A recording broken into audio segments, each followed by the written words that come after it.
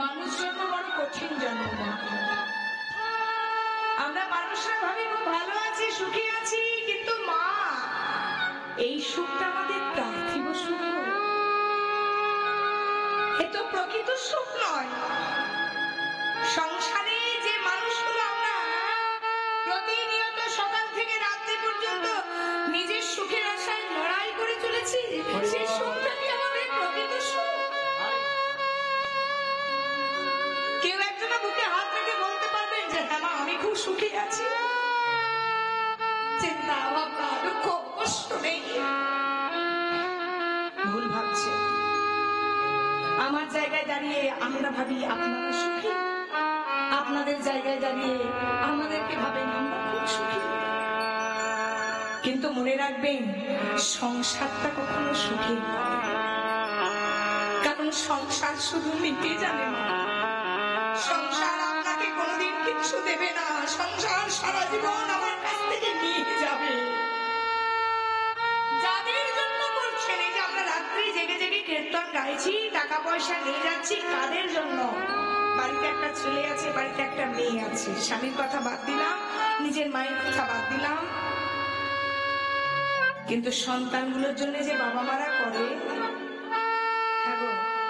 একটা কলসি থেকে 7টা কলসি পূর্ণ হয়, কিন্তু 7টা কলসির জল আবার একটা কলসিকে ভর্তি করতে পারে না। যে মা এই গর্ভের মধ্যে একটা সন্তানকে 9 মাস 9 দিন পূর্ণ অবস্থায় রাখে, সেই ছেলে কিন্তু বড় হয়ে 9 তলা ফ্ল্যাট তৈরি করলো, মায়ের একটা করে তার জায়গা হয় না। সংসারে দুঃখ কোথায়? বৌমারা বলে শাশুড়ি বদমাস, শ্বশুর বদমাস, স্বামী বদমাস। শাশুড়ি শ্বশুররা বলে বৌমার এসে ঘরটা ভেঙে দিল গো। কিসের ঘর? কার ঘর যে ভাঙবে? ঘর তো ভেঙে গেছে। যেদিন মাতৃগর্ভ থেকে ভূমিষ্ঠ হলো সেদিনই তো সব কিছু ভেঙে গেল। শুরু হয়ে গেল আমাদের প্রত্যেক দিনের বেঁচে থাকার লড়াই। গর্ভে থাকতে যেমন আমরা লড়াই করে পৃথিবীতে আসার লড়াই, গর্ভ থেকে যেই না ভূমিষ্ঠ হই শুরু হয়ে যায় বেঁচে থাকার লড়াই। প্রতিদিন নিত্য লড়াই করছি নিজেকে একটুকু ভালো রাখা। কেউ ভালো নেই। আরে বাবা বাইরেটা চিকন চাকন দেখলে হবে? আমাদের যে মূর্তিগুলোকে প্রণাম করি বাইরেটা কি সুন্দর, আহা লক্ষ্মী প্রতিমা, কিন্তু ভেতরে যে ছুতোররা তৈরি করেছে খড়ের কুটো গুঁজে দিয়েছে, ভেতরটা কি দেখি? ভেতরটা তখন দেখতে পাই যখন জলে বিসর্জন করা হয়, বিসর্জন করার পর যখন ম্যাটটাকে তোলা হয়। যদি আপনি গভীরে প্রবেশ করেন, ভগবান কৃষ্ণ অর্জুনকে বলেছিল অর্জুন একটা গভীর কুয়োর মধ্যে যদি উঁকি মেরে তাকাও দেখবে বিন্দু মাত্র জল নেই।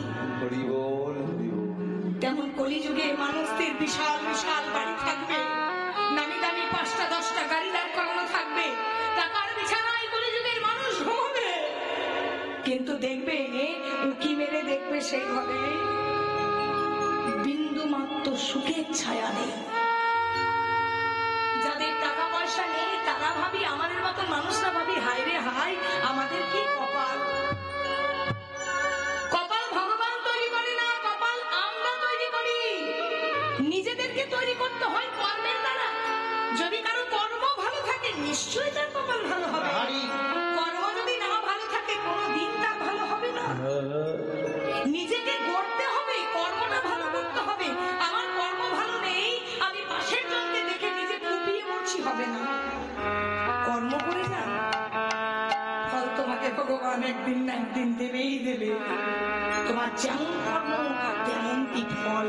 কর্মফল থেকে ভগবানের মা পর্যন্ত বাঁচতে পারেনি। আমরা ভাববো হয়তো ভগবানের মা ভগবানের বাবা কিছু সাবসিডি পাওয়া যাবে, তাই হয়। এখনকার যুগের মন্ত্রীর মতো যে মন্ত্রীর ছেলেও সরকারি চাকরি পাবে, ভাইপো পাবে, ভাইজি পাবে, ভাগ্নে পাবে, ভাগ্নি পাবে। মন্ত্রীরা সাবসিডি দেয়, কিন্তু ভগবানের কাছে সাবসিডি নেই যে ভগবানের মা সুখে থাকবে, ভগবানের বাবা সুখে থাকবে, ভগবানের মা স্বর্গপ্রাপ্তি হবে না। কোথায় সুখে? আমার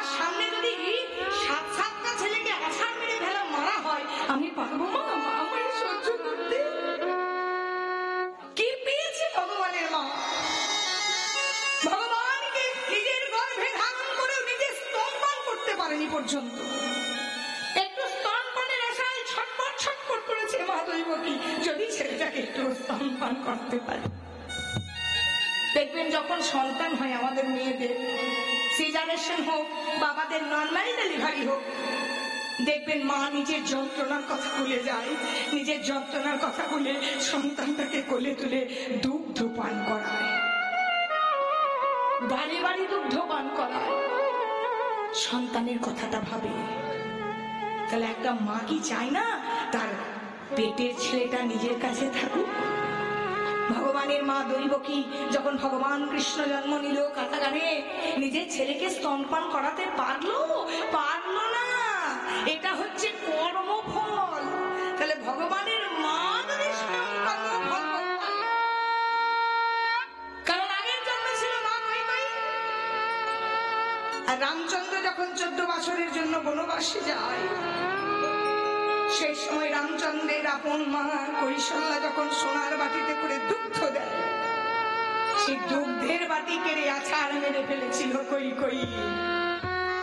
সেই যে সন্তানের মুখ থেকে দুগ্ধের বাটি কেড়ে আছাড় মেরে ফেলেছিল, ভগবান বলেছিল, মা গো, ধর্মের কাটা বাতাসে আমারে মা, আজ তুমি যে অপরাধ করলে, যে সন্তানের মুখ থেকে তুমি দুধের বাটি কেড়ে আছাড় মেরে ফেললে, মনে রেখো সেই কর্মের ফল তোমাকে পরজন্মে পেতে হবে।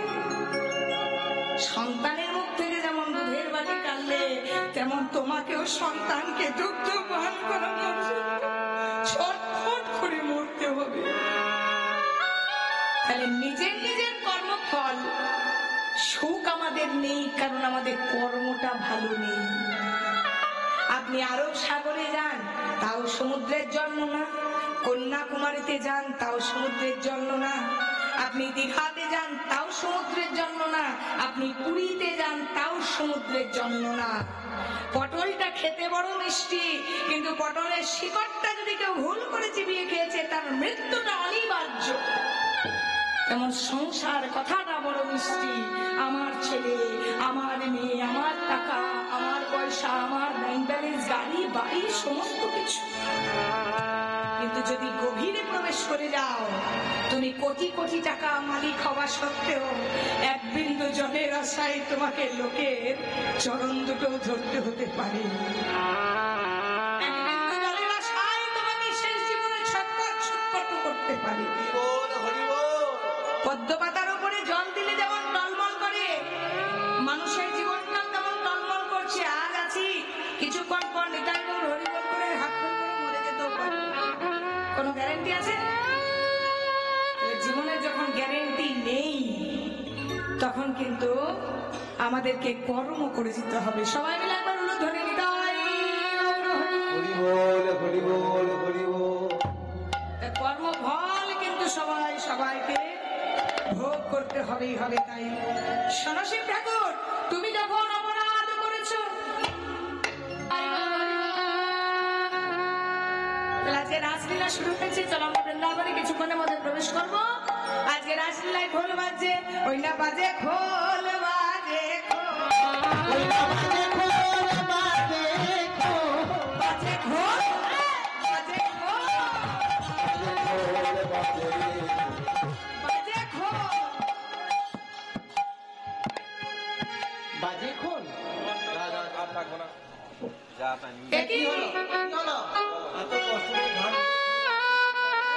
মাইকে বলো দাদা, কি বলছো? কি বলছো? এত কষ্ট করে ঘাম ঝরিয়ে খোল বাজাচ্ছে, আমাদের বাজে খোল। আমি কি বাজে খোল বললাম একবারও? বলেননি? হ্যাঁ, এই দেখুন সাপোর্ট আছে। হ্যাঁ, দাদা সাপোর্ট আছে। ঠিক ঠিক, আমার সাপোর্ট আছে না? কিছু করার নেই, আর কিছু করার নেই, মালিক সাপোর্ট হয়ে গেছে। আমি একবারও বলেছি বাজে খোল? ঢোল বলেছি? হ্যাঁ, খোল বলেছি। বাহ, বলে আরি। দাদা আমার সাপোর্ট করে, তাহলে আপনি গান করুন। না না ভাই, তোমাকে বলিনি। আমি কি একবারও বলেছি শ্রীখোলটা বাজে? বলেছি? হ্যাঁ, আমি বলেছি একবার শ্রীখোল বাজে, শ্রীখোল বাজে বলেছি? আমি বলেছি খোল বাজে। বাজে মানে কি? হ্যাঁ, আর বাজে মানে কি গো? এই যেমন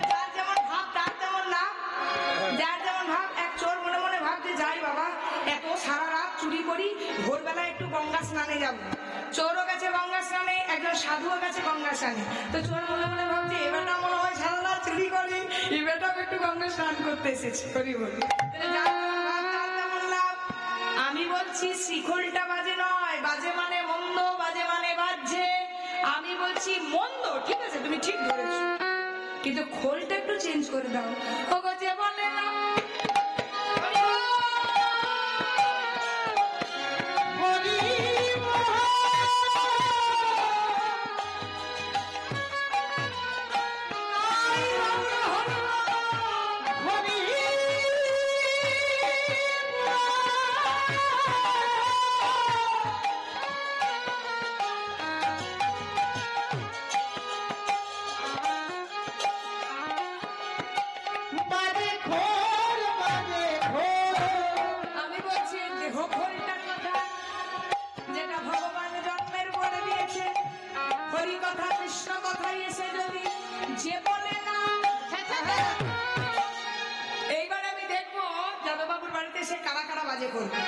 যে কটা ভক্ত আছেন, অনেকগুলো ভিড় থাকলে তো বোঝা যেত না, যে কটা আছেন আমি দেখবো কার বাজে করবো। হরি বাসরে বসে হরি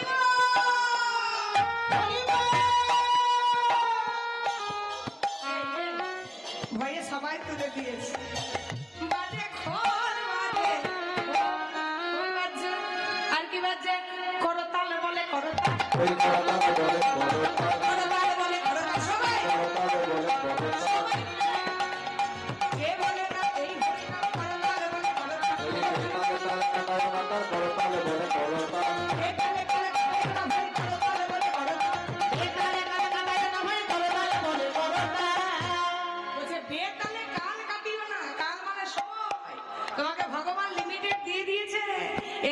সময় চলিয়া যায় নদীর স্রোতের সোনার ঘড়িটি বলে টিক টিক টিক, যে না চলে তাকে কোটি কোটি ভিড়।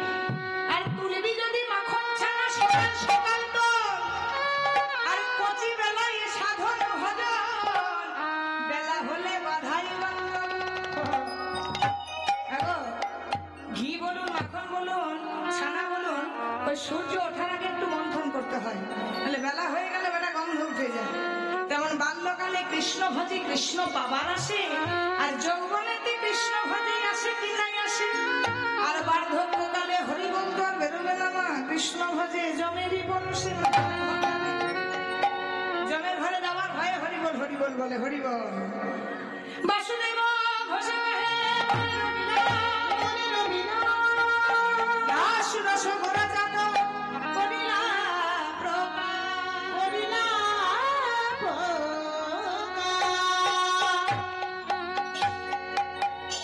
চলো নবদ্বীপে রাস আস্বাদন করলাম। এই দেখুন যারা ঘুমোয় না তারা বাসের ঠেকাটা বেশি করে দেখে, কোথায় বাস আছে সেখানে বসবো, হেলান দিয়ে ঘুমাচ্ছে। ওই দেখুন বাসে হেলান দিয়ে ঘুমোচ্ছে, একদম ঘুমোবেন না। আমার পাশে জনকে জানান মাকে প্রথম থেকে ঘুমোচ্ছে, বৃন্দাবনে একটু উঠুক।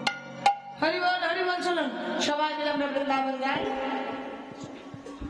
বৃন্দাবন গিয়ে একটু ভজন গাইবো, ভালো লাগে শুনতে, ভালো লাগে। চলো তাহলে একটা ভজন গাইতে গাইতে বৃন্দাবনে প্রবেশ করি। বলিয়ে বৃন্দাবন বিহারী লাল কি, রাধা রানী কি, শ্যাম সুন্দরী কি। চলো একটা ভজন গাইতে গাইতে যাই বৃন্দাবনে, শ্রবণ করবো বৃন্দাবনের সর্বশ্রেষ্ঠ লীলা রাস লীলা।